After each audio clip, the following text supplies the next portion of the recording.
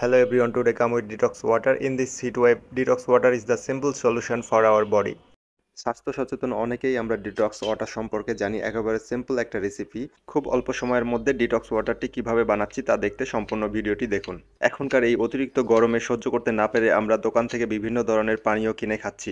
এটা শরীরের জন্য কত ক্ষতিকর, যারা আমরা সোশ্যাল নেটওয়ার্কে প্রতিনিয়ত ভিডিও দেখি তারা অবশ্যই জানি। তাই বাজারে পাওয়া যাওয়া বিভিন্ন কোমল পানীয় অ্যাভয়েড করে বাসায় খুব সহজেই তৈরি করে ফেলুন এই ডিটক্স ওয়াটার।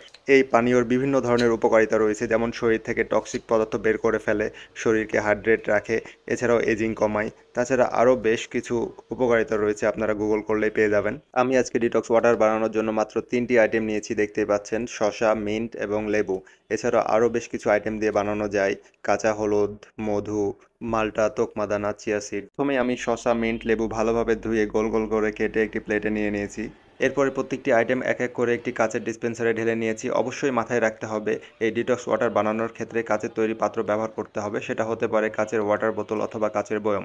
আর প্রত্যেকটি আইটেম কী পরিমাণে নেবেন তা পানির ওপর নির্ভর করবে। আমি 5 লিটার পানিতে 25 গ্রাম মিন্ট, 2টি লেবু এবং একটি শসা নিয়েছিলাম। আপনারা অনেকেই লক্ষ্য করেছেন, বিভিন্ন ধরনের সোশ্যাল অর্গানাইজেশন সহ ব্যক্তিগত উদ্যোগে অনেকে ঠান্ডা পানীয় বিতরণ করছে। নিঃসন্দেহে ভালো একটি উদ্যোগ, তবে আমার কাছে মনে হয় এক্ষেত্রে ট্যাং যে মিশ্রণটা দেওয়া হয় এটা অ্যাভয়েড করা উচিত। এটা অবশ্যই শরীরের জন্য ক্ষতিকর, এবং এই পানির মিশ্রণে কি পরিমাণ চিনি, লবণ এবং লেবু মিশ্রণ দিলে আমাদের শরীরের জন্য উপকার হবে সেই জিনিসটা ভালোভাবে জেনে মিশ্রণটা দেওয়া উচিত আমার কাছে মনে হয়।